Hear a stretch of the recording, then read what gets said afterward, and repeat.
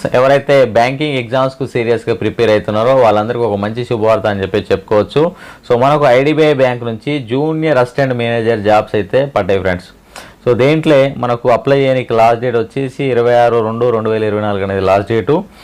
So ఇందులో మనకి ఏం చేస్తారంటే ఫస్ట్ మనకు ఐడిబిఐ బ్యాంక్లో జాయిన్ చేసుకొని సో మనతోటి ఒక 1 year కోర్స్ చేశారు ఫ్రెండ్స్. సో ఆ కోర్సులో సక్సెస్ఫుల్గా పాస్ అయితే మనకు జూనియర్ అసిస్టెంట్ మేనేజర్ లెక్కనైతే జాబ్ అయితే ఇవ్వడం అయితే జరుగుతుంది. సో ఈ కోర్స్ చేసేటటువంటి ప్లేసెస్ 2 దగ్గర ఉన్నాయి ఫ్రెండ్స్. ఒకటి వచ్చేసి Manipal global education services private limited అని, అదేవిధంగా ఇది బెంగళూరులో ఉన్నది నిట్టే ఎడ్యుకేషన్ ఇంటర్నేషనల్ ప్రైవేట్ లిమిటెడ్ అని చెప్పేసి గ్రేటర్ నోయిడాలో ఉన్నది ఫ్రెండ్స్. సో దీంట్లో మనకు ఐడిబిఐని మనకు ముఖ్యంగా 2 కేటగిరీ లెక్క డివైడ్ అయితే చేయడం అయితే జరిగింది ఫ్రెండ్స్. సో దాంట్లో ఈ south and west zones so వీళ్ళకి వచ్చేసేమో బెంగళూరులో ట్రైనింగ్ ఉంటుంది. సో దాంట్లో మనం హైదరాబాద్లో ఉన్నటువంటి తెలంగాణ ఆంధ్రప్రదేశ్లో కూడా మనకు బెంగళూరులో ఉండడం జరుగుతుంది. సో మిగతా నార్త్ అండ్ ఈస్ట్ వాటికి వచ్చేసి మనకు వీళ్ళకు నోయిడాలో ట్రైనింగ్ అయితే ఉంటుంది ఫ్రెండ్స్. సో దీంట్లో మనం చేసేటటువంటి కోర్సును వచ్చేసి ఏమంటారు అంటే post graduate in banking and finance అని అంటారు, PGDBF అంటారు అనమాట. సో దీంట్లో మనకు టోటల్గా 1 year కోర్స్ ఉంటుంది. సో 1 year కోర్సులో మనకు వచ్చేసి క్లాసెస్ వచ్చేసి 6 months క్లాసెస్ ఉంటాయి. క్లాసెస్లో ఎగ్జామ్స్ ఉంటాయి ఫ్రెండ్స్. సో దాని తర్వాత మనకు 2 months ఇంటర్న్షిప్ అని చెప్పేసి ఉంటుంది. దాని తర్వాత మళ్ళీ 4 months పోయి మనకైతే ఐడిబిఐ బ్యాంక్లో ఏదో ఒక బ్రాంచ్కి పోయి మనం ఆన్ జాబ్ ట్రైనింగ్ అయితే చేయాల్సినటువంటి అవసరం అయితే ఉంటుంది. ఇది సక్సెస్ఫుల్గా ఈ 12 నెలలు కంప్లీట్ చేసి మనం ఎగ్జామ్ పాస్ అయితే ఖచ్చితంగా పాస్ అవుతారు. ఎగ్జామ్స్ అనేవి చాలా ఈజీగానే ఉంటాయి. మనకున్న సమయం ఏం లేదు, చదువుకోవడమే కాబట్టి దీంట్లో 99.9% అందరు పాస్ అవుతారు. ఏం టెన్షన్ పడాల్సినటువంటి పని లేదు. ఓకేనా. సో వీళ్ళకు జాబ్స్ అయితే ఇవ్వడం అయితే జరుగుతుంది ఫ్రెండ్స్. జూనియర్ అసిస్టెంట్ మేనేజర్ లెక్క, దానికి గ్రేడ్ O జాబ్స్ అంటారు. సో ఒక్కసారి అప్లై చేసేటప్పుడు అన్నీ ఒకసారి చూసి అప్లై చేయమని చెప్తా ఉన్నాడు. సో వేకెన్సీస్ కనుక ఒక్కసారి కనుక చూసుకున్నట్టయితే మనకు క్వాలిఫికేషన్ అయితే గ్రాడ్యుయేషన్ ఉండాలి ఫ్రెండ్స్. సో ఏజ్ వచ్చినట్టయితే మినిమం 20 years, మ్యాక్సిమం 25 years అయితే ఉన్నది. సో దాని తర్వాత ఎగ్జామ్ అనేది March 17th, 2024లో ఉండేటువంటి ఆస్కారం ఉందని చెప్తున్నాడు. తర్వాత మార్చి మారవచ్చు, చూడాలి రెగ్యులర్ మీరు అని చెప్తున్నాడు. సో నెంబర్ ఆఫ్ వేకెన్సీస్ వచ్చేసి 500 ఉంటాయి. అది కూడా నా ఇష్టం, తగ్గిస్తా పెంచుతా అంటున్నాడు. నెక్స్ట్ అన్రిజర్వ్లో వచ్చేసి 203 ఉన్నాయి, ఎస్సీలో వచ్చేసి 75 ఉన్నాయి, ఎస్టీలో వచ్చేసి 37 ఉన్నాయి, ఈడబ్ల్యూఎస్లో వచ్చేసి 50 ఉన్నాయి, ఓబీసీలో వచ్చేసి 135 ఉన్నాయి ఫ్రెండ్స్. సో పీడబ్ల్యూడీ వాళ్ళల్లో వీళ్ళకు కూడా ఒక దాదాపులో 22 పోస్టులు అయితే వేకెన్సీస్ అయితే ఉన్నాయి ఫ్రెండ్స్. దాని తర్వాత ఏదైనా కానీ ఎగ్జామ్కి కానీ ఏజ్ కానీ కట్ ఆఫ్ డేట్ ఇది ఫ్రెండ్స్. ఓకేనా. సో 20 నుంచి 25 సంవత్సరాలు అనుకున్నాం కదా. సో దీని కట్ ఆఫ్ డేట్ వచ్చి 31st January 2024 అనేది కట్ ఆఫ్ డేట్ అట. సో ఆన్లైన్ రిజిస్ట్రేషన్ అనేది February 12 నుంచి స్టార్ట్ అవుతుంది ఫ్రెండ్స్. సో February 26 వరకు అంటే దాదాపులో మనకు 14 రోజుల సమయం ఇస్తున్నాడు. సో తొందరగా అప్లై చేయండి. సో ఎగ్జామ్ అనేది March 17, 2024లో ఉంటుంది ఫ్రెండ్స్. సో దాని తర్వాత educational qualification compulsory graduation pass అయి ఉండాలి. సో దాంట్లో కంప్యూటర్స్ మీద నాలెడ్జ్ ఉండాలి ఫ్రెండ్స్. కంప్యూటర్స్ మీద మినిమం నాలెడ్జ్ ఉండాలి. కీబోర్డ్స్లో కీస్ ఎక్కడ ఉంటాయి, లేకుంటే కంప్యూటర్ ఆన్ చేయడం కానీ దానికి ప్రింటర్ కనెక్ట్ చేయడం కానీ ఇట్లాంటి కొన్ని తెలిసి ఉండాలి. సో రీజనల్ లాంగ్వేజ్లో ఎవరికైతే మంచి పట్టు ఉంటుందో వాళ్ళకైతే ప్రిఫరెన్స్ అయితే ఇవ్వడం అయితే జరుగుతుంది. సో నేను ముంబైలో పోస్టింగ్ కావాలనుకున్నాను అనుకో, అప్పుడు మనకు ఆప్షన్ ఇస్తారు పెట్టుకోమని చెప్పేసి, వాళ్ళు ఇస్తే ఇవ్వచ్చు, లేకుండా లేదు. కాకపోతే ఏంటంటే నువ్వు మొబైల్లో పోస్టింగ్ కావాలనుకుంటే నీకు మరాఠీ వచ్చి ఉండాలి అట్లా. సో ఏజ్ రిలాక్సేషన్ ఉన్నది ఫ్రెండ్స్.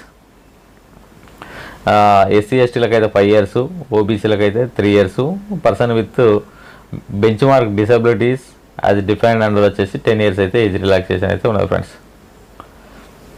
దాని తర్వాత అప్లికేషన్ ఫీజు వచ్చేసినట్టయితే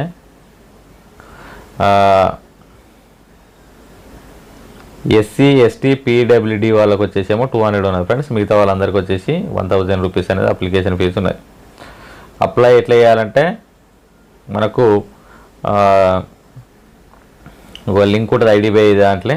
ఓకేనా. సో ఐడిబిఐ బ్యాంక్ దాంట్లో లాగిన్ అయ్యి ఈ లింక్ ఉంటుంది.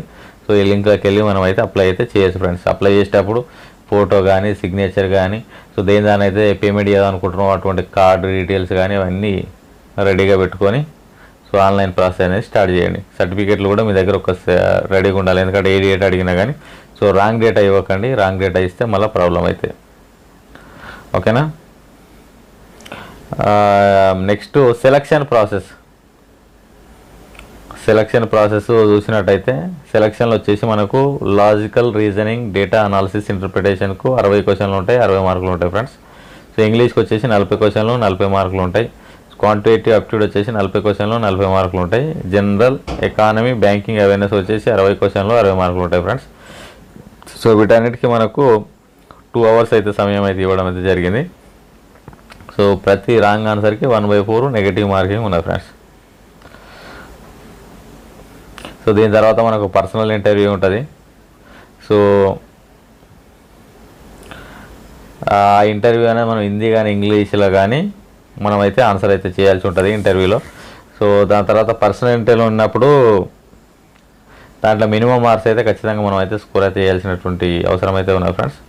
సో దాన్ని బట్టి మనకు ఫైనల్గా అయితే లిస్ట్ అయితే రెడీ చేస్తారు. సో లిస్ట్ రెడీ చేసి మనకైతే ఉద్యోగం అయితే ఇవ్వడం అయితే జరుగుతుంది ఫ్రెండ్స్. ఆన్లైన్ ఎగ్జామ్ ఎక్కడెక్కడ కండక్ట్ చేస్తారు అని చెప్పేసి ఇచ్చిండు. సో మన దగ్గరలో ఉన్నటువంటి సిటీలో కూడా ఖచ్చితంగా అయితే ఎగ్జామ్ అయితే కండక్ట్ అయితే చేయడం అయితే జరుగుతుంది ఫ్రెండ్స్.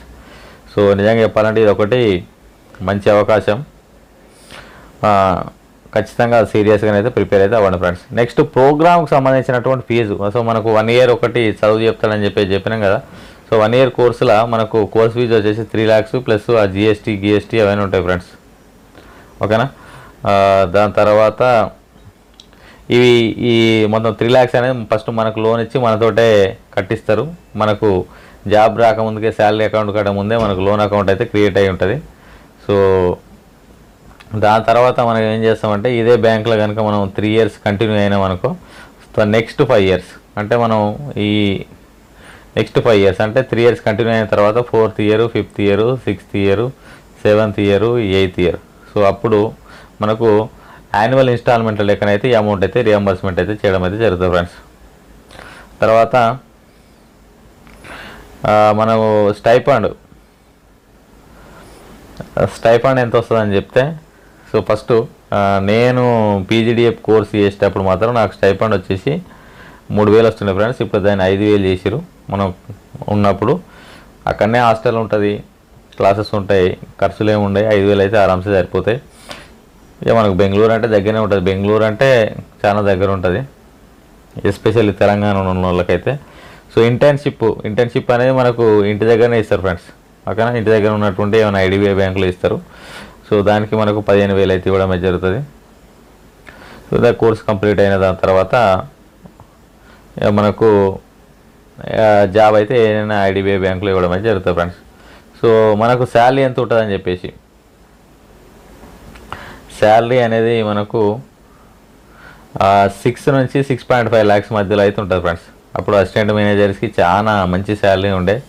సో ఏం చేస్తాం, కాంపిటీషన్ ఎక్కువైతే దాంట్లో రకరకాలుగా చిన్న పోస్టులలో సెలెక్ట్ చేసి ఇట్లా చేయడం అయితే జరుగుతూ ఉన్నది.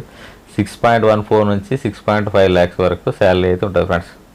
దాదాపులో ఒక 50,000 అయితే రావడం అయితే జరుగుతుంది అనమాట. నెక్స్ట్ దీంతోపాటు travelling, halting allowance, local conveyance, subsidise, lunch facility. ఐడిబిఐలో మధ్యాహ్నం లంచ్ అయితే ఉంటుంది ఫ్రెండ్స్. సో ఇదొక స్పెషాలిటీ ఐడిబిఐలో.